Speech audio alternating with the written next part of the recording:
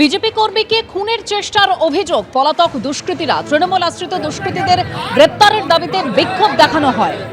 বসিরহাটে চিরাগপুর রোডে টায়ার জ্বালিয়ে রাস্তা অবরোধ করা হয়। 6 জুন বিজেপি কর্মী রোহিত রায়কে গুলি করে খুনের চেষ্টার অভিযোগ। তৃণমূল আশ্রিত দুষ্কৃতীদের বিরুদ্ধে খুনের চেষ্টার অভিযোগ। ঘটনার পরই এখনও পলাতক অভিযুক্ত 2 দুষ্কৃতী। তৃণমূল আশ্রিত দুষ্কৃতীদের গ্রেপ্তারের দাবিতে বিক্ষোভ দেখানো হয়।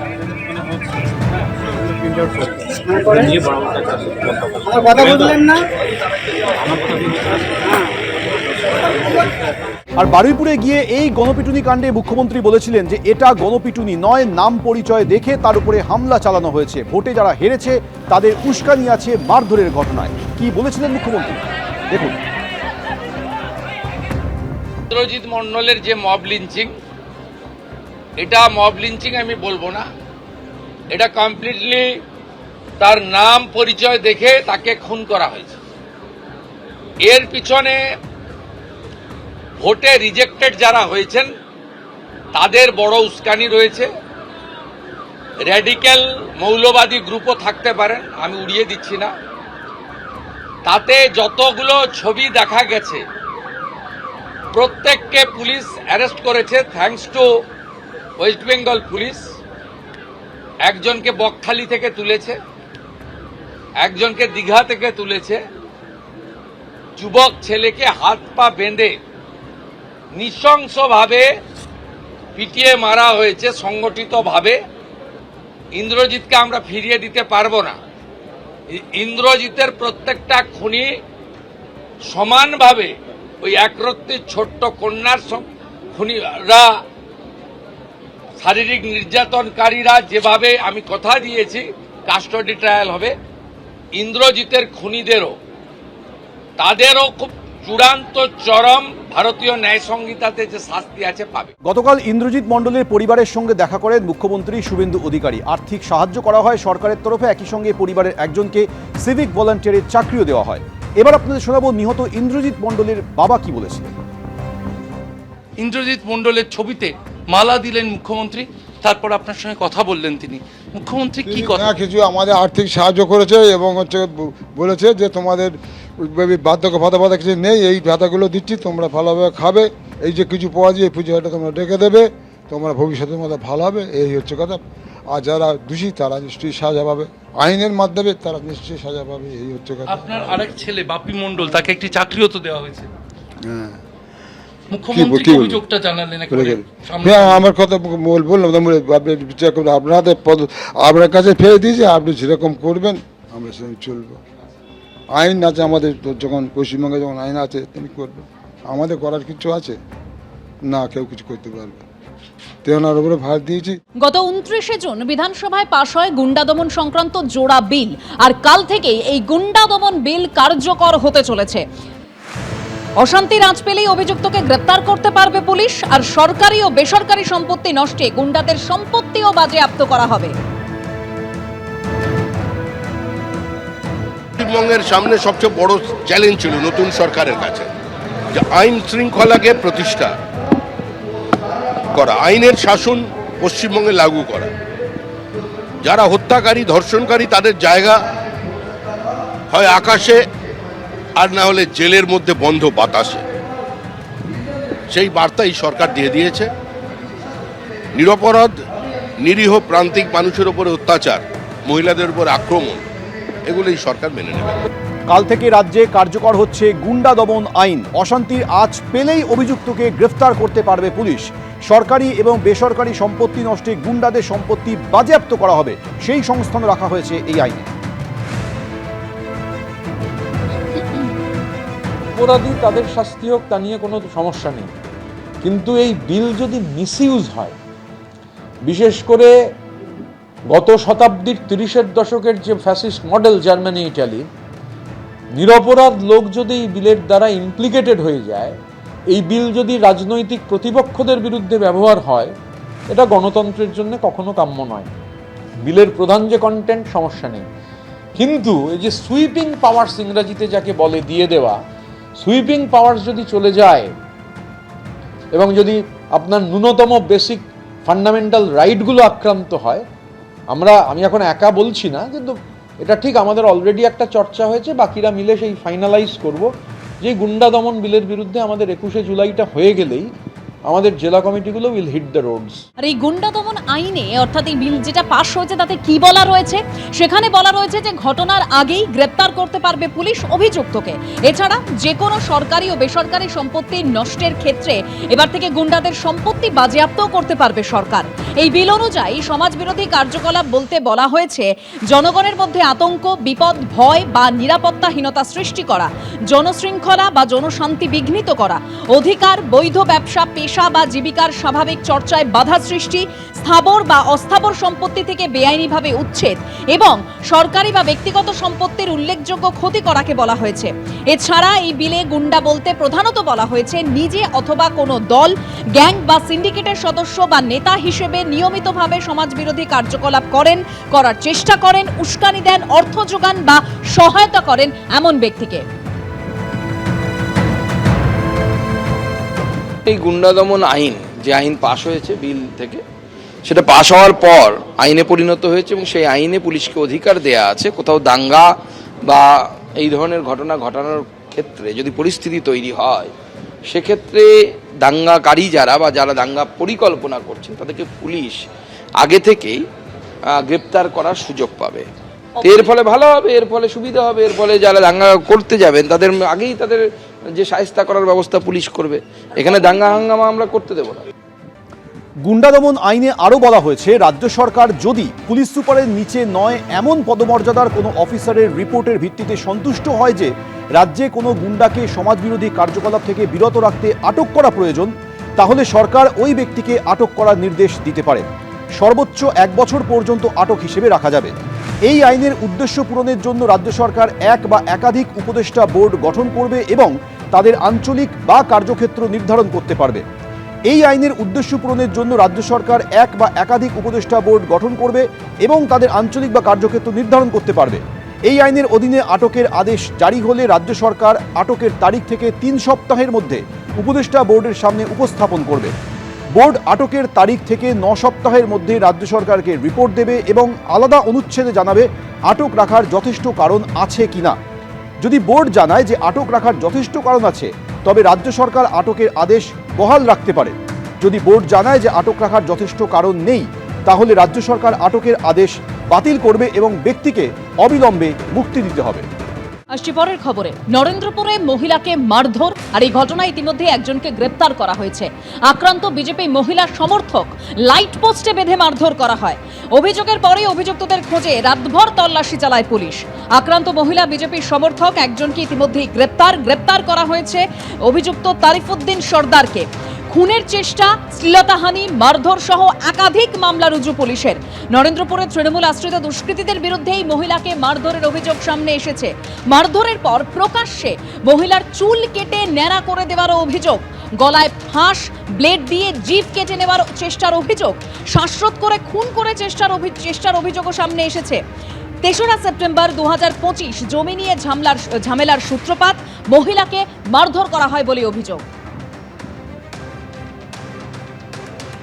আমার বাড়িতে এরা 5টা মহিলা প্রথমে ঢুকে চড়াও হয়ে আমাকে মারধর করে, যে যেমন পেরেছে মেরেছে।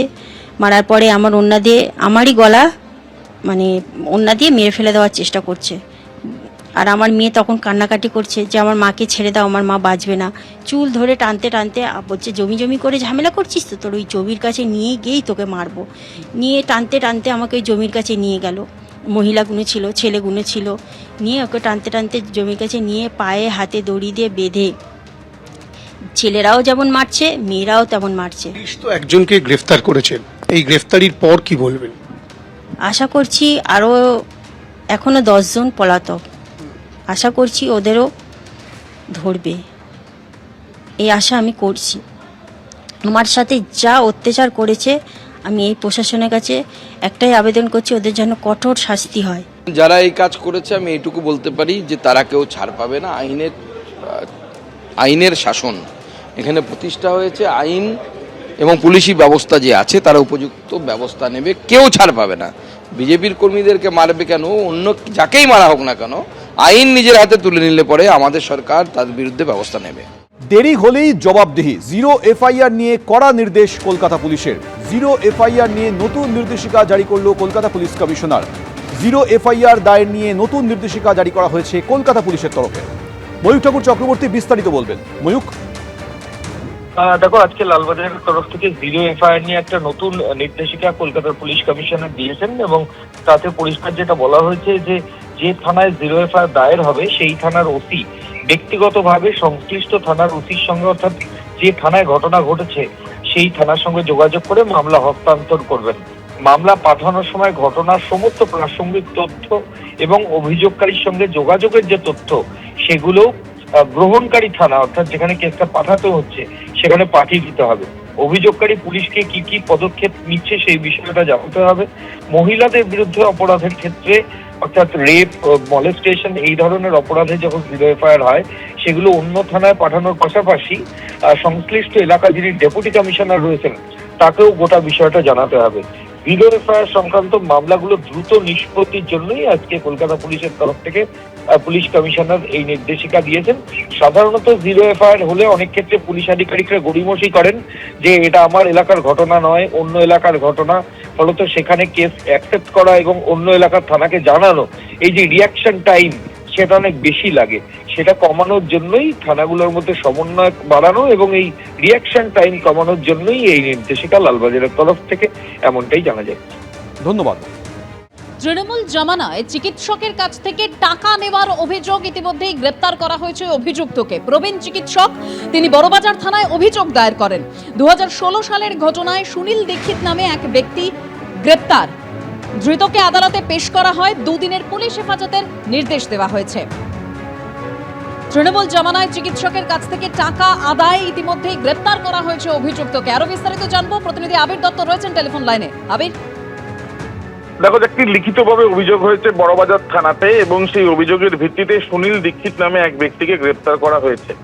যেটা অভিযোগ যে 2016 সালে এক প্রবীণ চিকিৎসক নাগরিক, তার যেটা অভিযোগ যে তার বাড়ি তৈরি বা তার ফ্ল্যাট তৈরি হবে এবং সেই জন্য তৎকালীন শাসক দলের নাম বলে এক তৃণমূলের কর্মী পরিচয় দিয়ে সুনীল দীক্ষিত নামে এক ব্যক্তি 1 লক্ষ টাকা নিয়ে নেয়। সেই সময় তিনি সাহস করে অভিযোগ করতে পারেননি, এমনটাই তার বক্তব্য, এবং তার পরবর্তীকালে তিনি লিখিতভাবে অভিযোগ করেছেন বড়বাজার থানায়। সেই লিখিত অভিযোগের ভিত্তিতে এই সুনীল দীক্ষিতকে গ্রেপ্তার করে আজকে আদালতে পেশ করা হয়েছে এবং সেখানে হেফাজতের চেয়ে আবেদন জানানো হয়েছে পুলিশের তরফ থেকে। ইতিমধ্যে আদালত সওয়াল জবাবের পরে 2 দিনের হেফাজতের নির্দেশ দিয়েছে।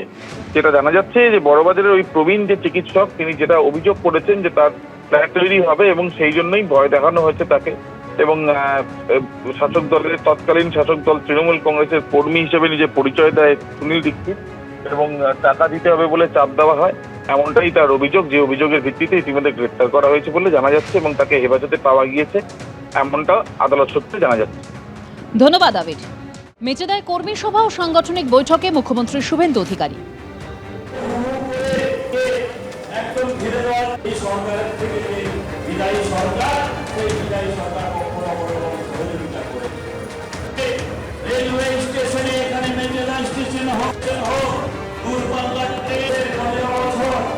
মেচেদায় বিজেপির সাংগঠনিক বৈঠক ও কর্মী সভা, যেখানে উপস্থিত ছিলেন মুখ্যমন্ত্রী শুভেন্দু অধিকারী। সেই ছবি আপনারা দেখতে পাচ্ছেন।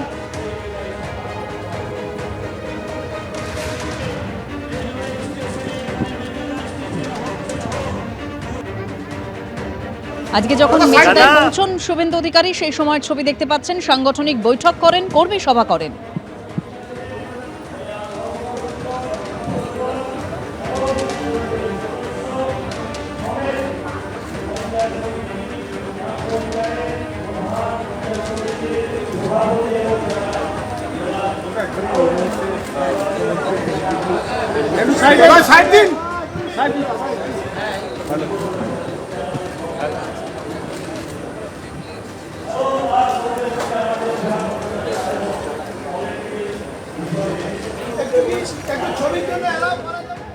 নির্মল ঘোষকে ছাড়বো না, হুঁশিয়ারি অভয়ার মা বিজেপি বিধায়ক রত্না দেবনাথের। পুলিশ বলছিল নির্মল ঘোষকে খুঁজে পাচ্ছে না, পুলিশ সব জেনেও কিছু করছে না, পার পাবেন না নির্মল ঘোষ, এইভাবেই হুঁশিয়ারি দিয়েছেন অভয়ার মা। অভয়া কাণ্ডে নির্মল ঘোষের গ্রেফতারির দাবিতে এখনো অনড় অভয়ার পরিবার। পুলিশ বলছিল আমরা ওনাকে খুঁজে পাচ্ছি না, তো ওনাকে দেখে কালকে আমি পুলিশকে ফোন করেছিলাম, আপনারা খুঁজে পাচ্ছেন না, তা সে গিয়ে দলে যোগদান করছে। সবই পুলিশ জানে, পুলিশ কিছু করছে না, ধরছেও না, কিছু করছেও না। জানি না কি কারণ, পার পাবে না। আমি ছেড়ে দেব না কাউকে। আমার মেয়েকে যারা খুন করেছে তাদের সবারই সাজা হবে। দেখলেন তো একটা দল, সব থেকে বড় দল কীভাবে ছিন্ন ভিন্ন হয়ে গেল। এটা আমার অভিশাপ। একদিকে ভেঙে খান খান কালীঘাট তৃণমূল, আর অন্যদিকে বাড়ছে ঋতব্রত শিবির। এবার ঋতব্রত তৃণমূলের রবীন্দ্রনাথ ঘোষও। তৃণমূল কংগ্রেস একটাই, শিবির বদলে বিস্ফোরক তৃণমূল জমানার প্রাক্তন মন্ত্রী। মমতা বন্দ্যোপাধ্যায়ের হাত ছেড়ে গতকাল ঋতব্রত তৃণমূলে আসেন কেষ্টু মণ্ডল, তারপরই তাকে দায়িত্ব দেওয়া হয় বীরভূমের।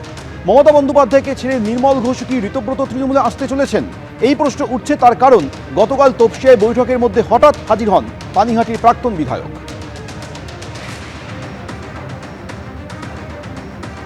আর শিবির বদল করে তৃণমূল জমানার প্রাক্তন মন্ত্রী তিনি বিস্ফোরক মন্তব্য করছেন। তিনি বলছেন তৃণমূল একটাই, মমতা বন্দ্যোপাধ্যায়ের হাতে সত্যিই কি আর ক্ষমতা আছে? মমতা বন্দ্যোপাধ্যায় যদি অভিষেককে সরিয়ে দেন তাহলে হয়তো অনেকেই তার কাছে ফিরবেন। পুরনোদের কথার গুরুত্ব দেওয়া হয়নি, অভিযোগ করছেন রবীন্দ্রনাথ ঘোষ।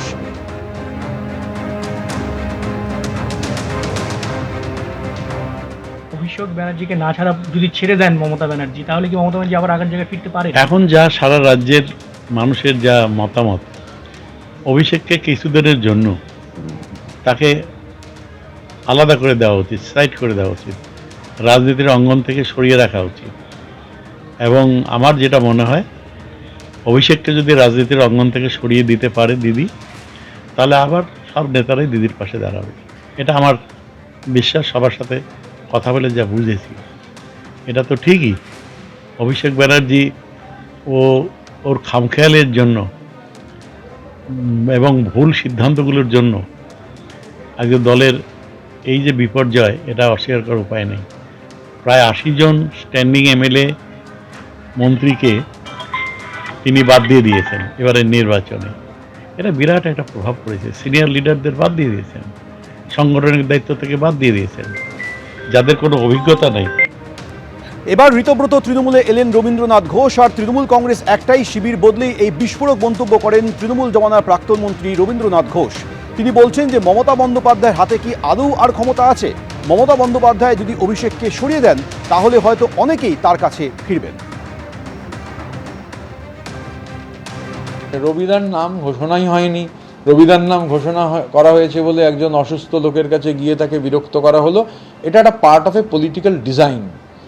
যারা করেছেন সচেতনভাবে করেছেন। রবিদা আমাদের খুব শ্রদ্ধেয় ব্যক্তি। রবিদার ডায়ালিসিস চলছে, কলকাতাতেই ডায়ালিসিস চলছে। তো রবিদা যখন আসবেন কথা বলবো। এবং কাল যেটা বলেছি যে ওই জেলায় আমরা মনে করি রবীন্দ্রনাথ ঘোষ নেতা, তাই কে সভাপতি হবেন রবিদার সঙ্গে যতক্ষণ না আলোচনা করছি, কনক্লুড করছি না, জেলাটা ফাঁকা রেখেছি। দেখুন, এখন অভিষেক বন্দ্যোপাধ্যায়কে মমতা বন্দ্যোপাধ্যায় তার উত্তরসূরি হিসেবে বেঁচেছিলেন, এখনও তিনি সেই জায়গা থেকে সরেননি। তো স্বাভাবিকভাবে তার দলের লোকেরা চম্পট দিচ্ছেন, অন্য জায়গায় দিচ্ছেন। দুটো যেদিকেই যাক না কেন, কে তৃণমূল বা এদিকে আর তৃণমূল, যেদিকেই যাক না কেন নৌকো দুটোই ডুববে। এবার কোন নৌকোয় গিয়ে কে ডুববে সেটা তার ওন চয়েস, ডুবতে তো হবে। এবিপি আনন্দ, এগিয়ে থাকে, এগিয়ে রাখে।